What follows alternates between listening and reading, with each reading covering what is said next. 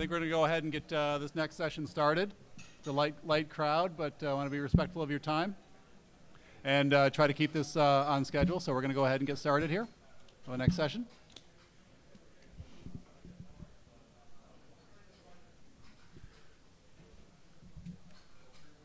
Before we get started with this session, I'm Michael Hotaling with CNS Companies, and I want to acknowledge sponsors for the session. There's three to mention: Amick Foster Wheeler, Stantec Consulting Services, and Republic Parking. So thank you all for your generous support of the conference and of the session. So thanks to those sponsors.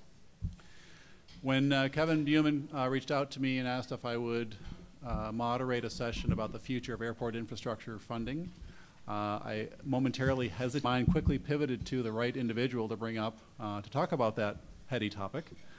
So very fortunate to have Steve Van Beek with us today to talk about some of the key issues related to that and answer questions that you may have about the future of airport infrastructure funding, and including some kind of late developing items that we talked about over lunch today. So our session is somewhat loose, and we will allow some time for questions at the end. So we'll do our best to keep it within the 30-minute time frame, but that's kind of where we're going to go with this. Talk about the future of funding, because we know it's important to all of us, whether an airport sponsor, whether we're a vendor, or a consultant, or whatever we do in the aviation industry. The funding to be able to drive the industry is important to all of us. So, and I will dispense, as we have throughout the conference, with reading Steve's bio. It's in the app. It's in here. And this is kind of an informal me asking Steve questions and him bestowing his wisdom and knowledge upon us as we go through. So first kind of category we were going to talk about, Steve, is on the Airport Improvement Program, which is very meaningful to all in the room in one way, shape, form, or another. Maybe first we can just start off with, we heard yesterday from Todd Hotley about the general consensus about a bill actually getting done this year. In terms of reauthorization, but in terms of appropriations, there's some new information there to share and what's developing there and what you kind of view and envision in that regard. Sure. Well, thank you. It's nice to be here. I was in San Diego for the Airport P3 conference where 800 people were, which maybe tells you something about where people think airports, and we can come back and talk about that topic to be sure. On AIP, I think the biggest risk we have to AIP in the future is interruption in the authorization rather than the funding level of the authorization itself. Meaning, most of you, even if AIP is plussed up a couple $100 million, which was in the appropriations language, which would be good, you're all pretty much clear on what you're going to get the next few years, at least on your primary and non-primary entitlement. That's not likely to vary. The good news is there's talk of allowing you to bank your non-primary entitlements if you're a smaller airport for a little bit longer. And when you do, to not have that rollover diverted, if we can use that from a non-prime standpoint, to other FAA discretionary programs. So I think the news on AIP is good. And one of the key decisions was made last year, and that's when the chairman of the House T&I committee, Mr. Schuster, decided that he would not subject in any ATC corporatization or privatization scheme AIP to be funded by general funds, but instead, even if they moved off of the excise taxes for supporting air traffic, they would retain those taxes to back AIP, which means they're not subject, they formally are, but they're not really subject to the congressional budget process every year. And that provided a lot of reassurance to some of us that no matter what the nature of reform, AIP itself would be protected under any path that it might take. So I think right now it's good. I mean, AIP to me has always been the key to the system of airports in the country. We have a lot of airports, probably about 150, that tomorrow could commercialize and not take any AIP and make a profit. And then we have about a couple thousand more that can't. And so AIP has always been a cross-subsidized program where the taxes are collected at the biggest airports and then distributed according to FAA formula. And I think it's been an enormously successful program. Thanks, Steve. Is Is there anything to add in terms of the appropriation bill that's out there?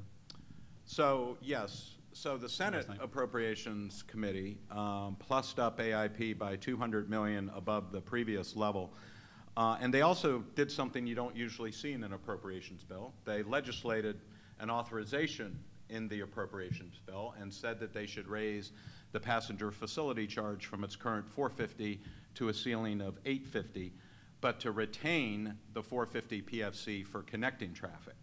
And that responded to the concerns, I believe, of some smaller airports that worried that if you raised it to $850, that could be $34 on a round trip and could have an elasticity effect on traffic going over those small communities. They made the cases, I think, quite effectively to rural and western members of Congress, and so I think that was heard. Now, the authorization committees, the ones that usually do FAA authorization, had not legislated a PFC increase in their two committee bills. So, as I say, this is a bit unorthodox, and the way I would read it if I were you, it's just a welcome support that we got from subcommittee at this step, and we hope to retain it tomorrow in the Senate Appropriations Full Committee, and then it will be one of the things that set the table for the remaining parts of our fiscal year running through September 30th.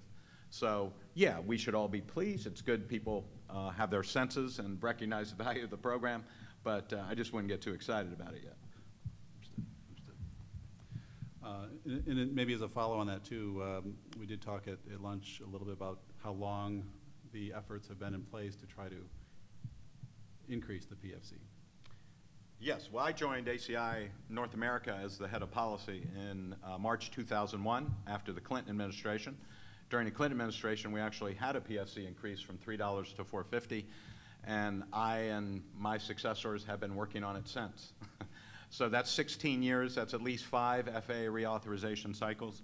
If it doesn't happen this year, it's at least my personal belief, and I can't speak for the trade associations, that maybe we need to think about a different approach to funding capacity at the bigger airports, because, you know, other than this latest news notwithstanding, it just appears that there is not widespread support for the PFC being a major funding source, and we've lost half of its real value. So one of the things I've thought a little bit about, and AAAE supported some research into, is airports self-collecting the PFC, recognizing that the world's a little bit different with these guys, and that the ability to prepay a PFC before you get to the airport is a lot different than it was when the program was created in 1990 and expanded in 2000.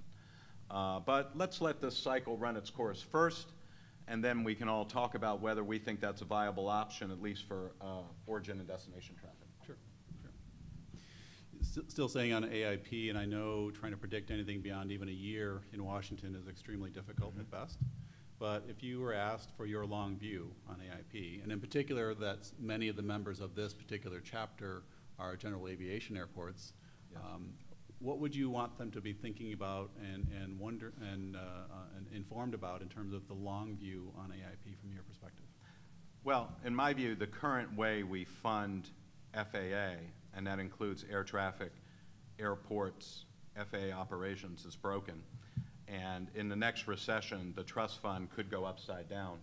And there's a number of reasons for that, but one of which I think most of you are clear about is it is an increasing propensity on the part of the air carriers to unbundle their tickets. And as they do, the parts that are unbundled are not taxed. And so the percentage of airline revenue taxed to support the system is dropping.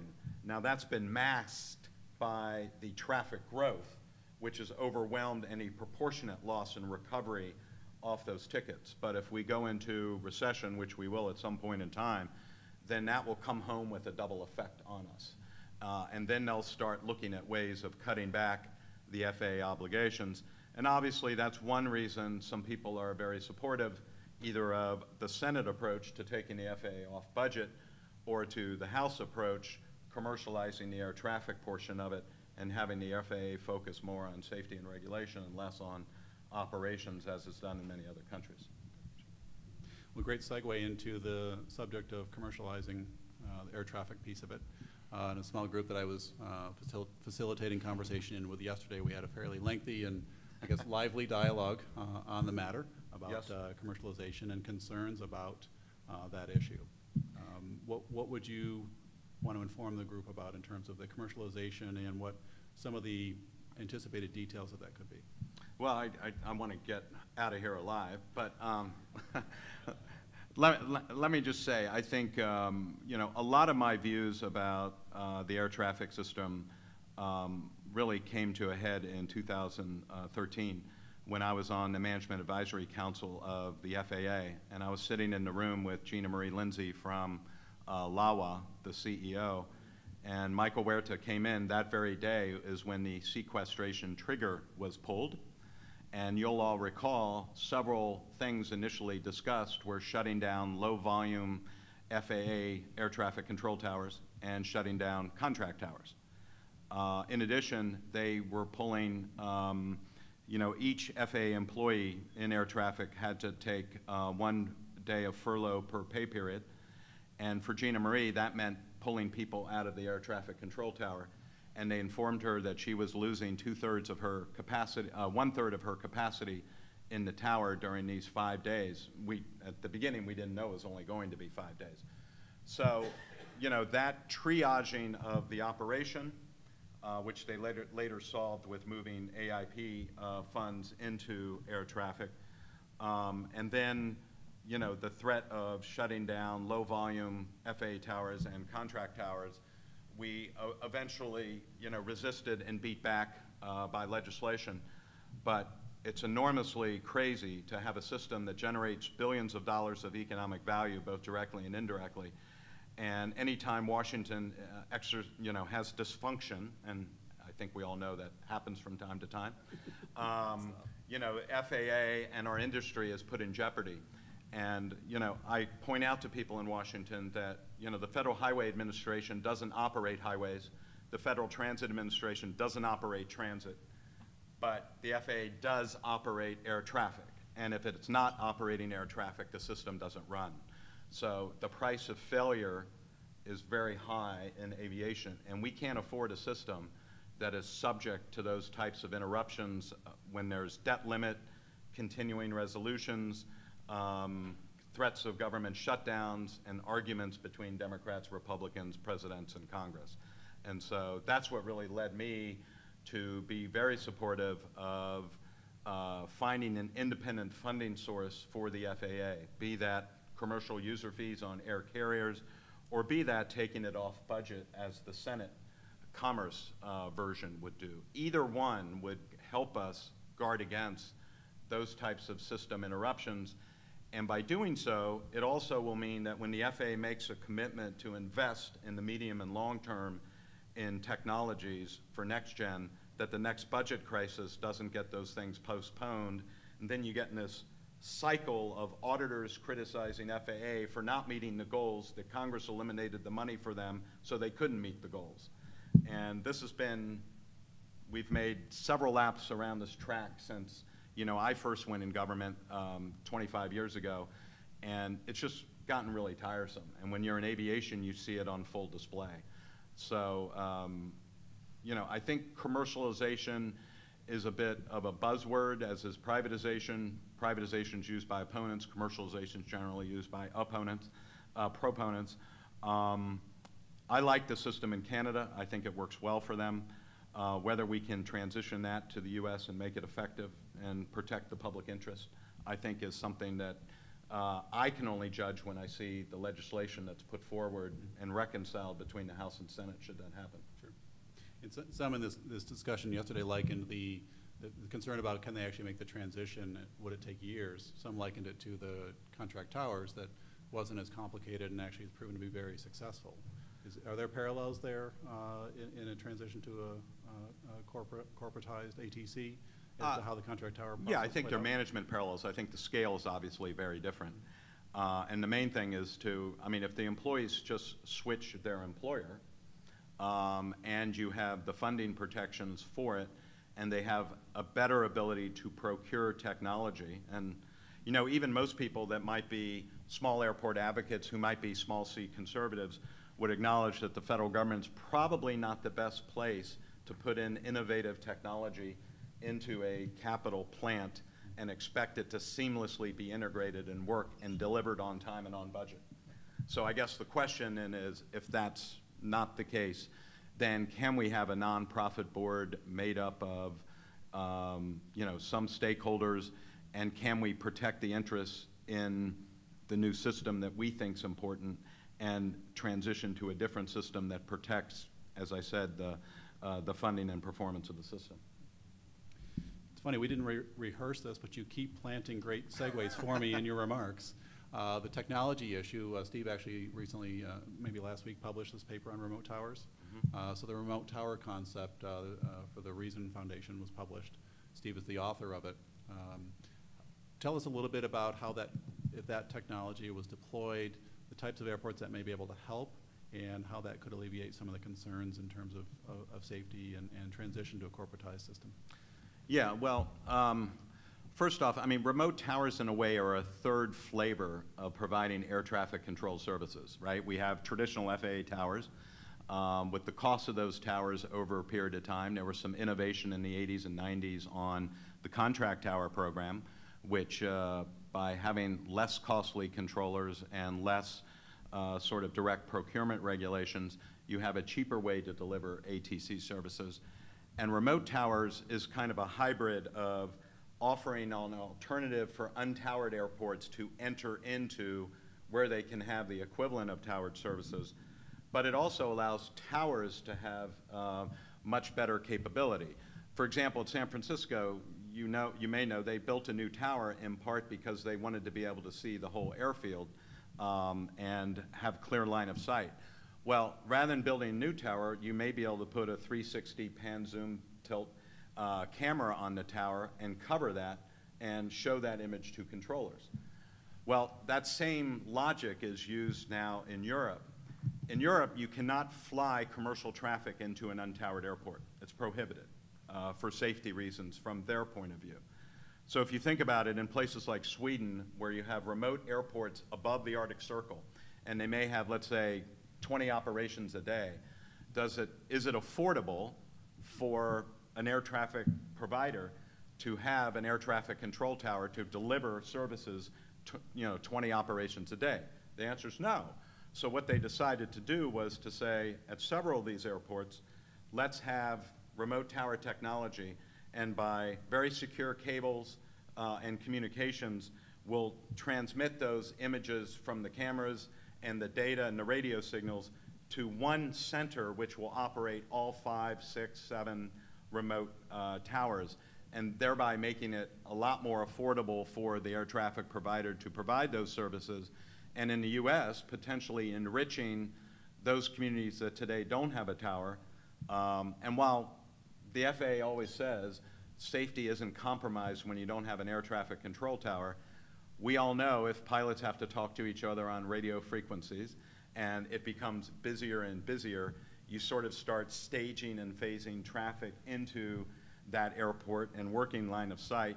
Safety margins and chaos, safety margins can be reduced, and making order out of chaos is a lot easier if you have somebody who's sort of the umpire on site or looking at the airport helping out. And that's really the notion of remote towers.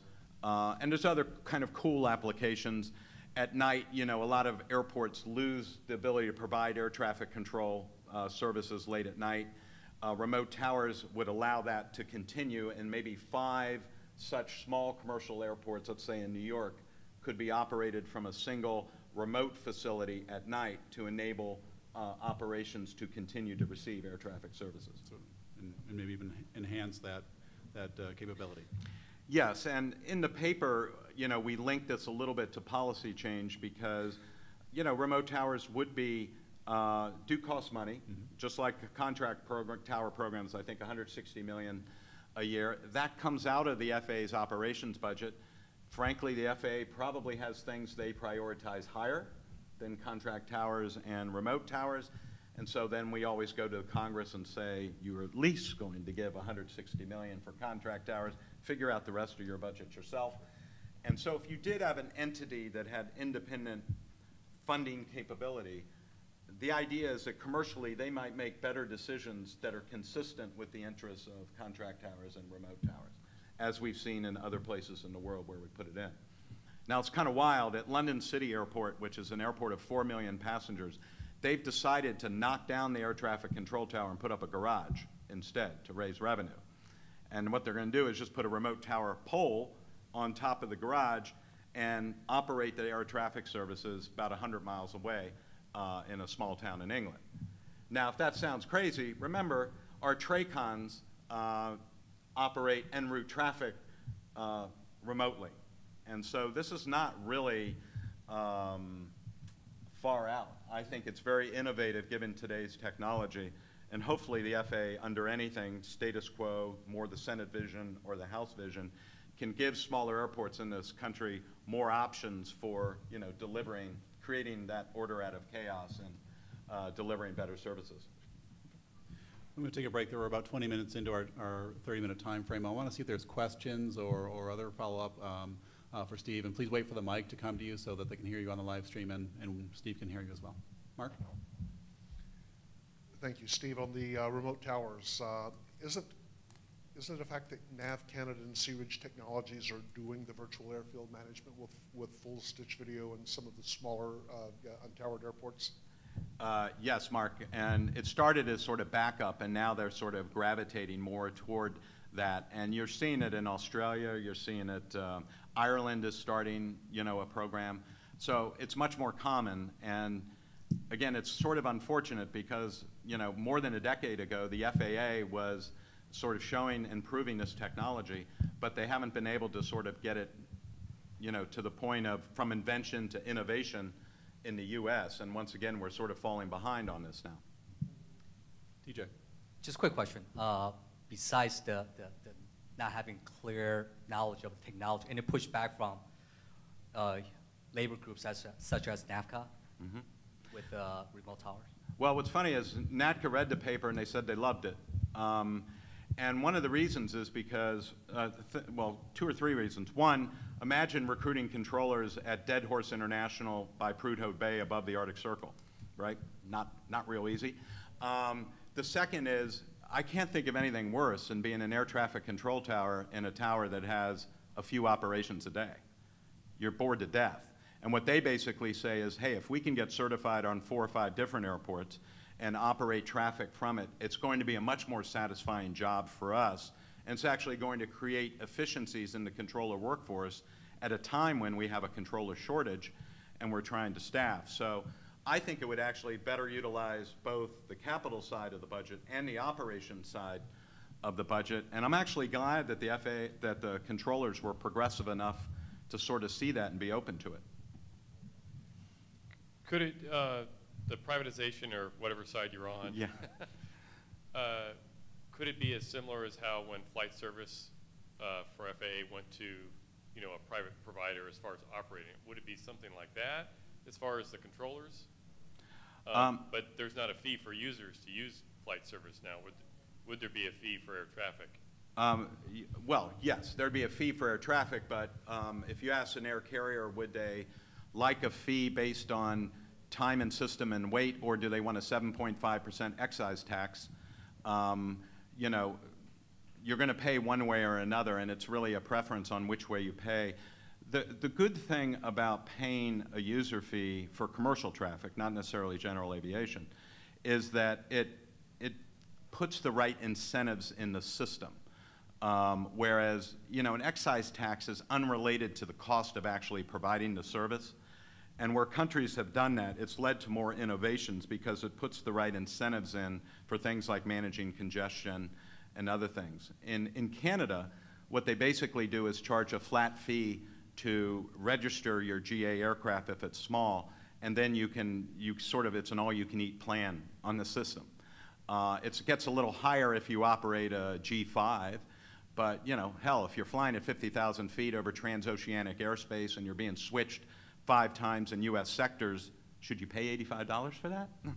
I mean, so, you know, NBAA understandably is very opposed to it, but they're very opposed to it because a lot of their members are going to pay to use the system, which they really haven't done before. Yes? John. John Pfeiffer, long-term SWAT-E member. Just an editorial comment. Sure. My son works on the airport management team at Dead Horse, and he loves it. Well, I have flown in there, and it's quite fun because you get out of the airplane and there's a sign that says "Beware of polar bears." Thanks, Carl.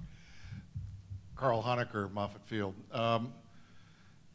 Really been tracking the remote tower, virtual tower, whatever you want to call it, program, both in Europe and Leesburg and the few startups that are done here. My concern is that without FAA backing that concept, it's really not going to go anywhere in the United States.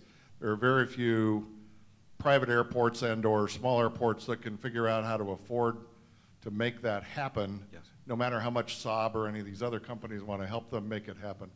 What's your viewpoint on whether or not the FAA is potentially going to get behind that concept? Well, I think the FAA has to have the right set of incentives to get behind the concept, and I certainly agree with you. Airports aren't going to go very far without that.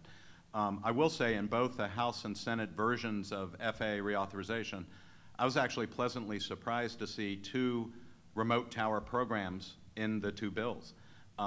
Creation of pilots, an idea that in the Senate bill we should have more than 1 vendor, meaning somebody other than Saab. And then, trying it out at a variety of airports and applications. And I believe Spencer Dickerson in the Contract Tower newsletter had a summary of the side-by-side provisions on contract tower, remote towers. But if not, feel free to send me a note and I'll send you some information on it. How are my burrowing owls doing at Moffett? They're alive and well. I'm glad to hear it. I did some environmental work there with them.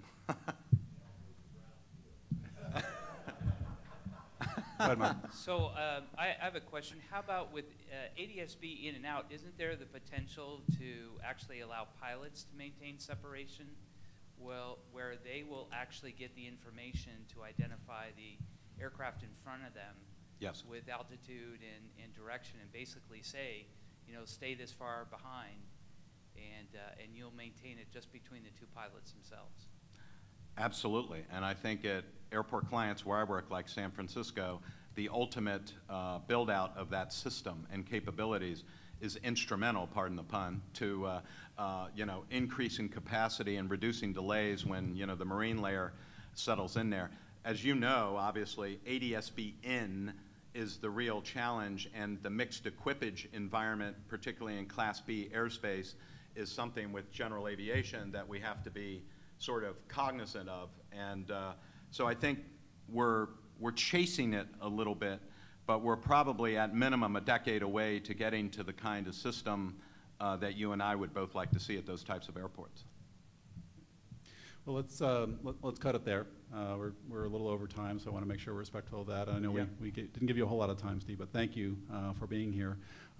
Please join me in thanking Steve for his time to spend with us and sharing some very valuable and useful information. Thank you, Michael. Thanks. And as, I'll be around a minute if anybody wants. okay, and Steve will stick around for a little bit if you have questions after. Steve, in lieu of the traditional speaker's gifts, a donation has been made in your name to the Wounded Warriors Project. Oh. And you'll get How a apt. Thank certificate you. mailed to you. So Thank you. that was what SWAI has chosen to do. Terrific. And final closing, just to re-thank the sponsors again, AMEC Foster Wheeler, Stantec Consulting Services, and Republic Parking. Thanks for their generous support. And we're on to the next session. Thanks all.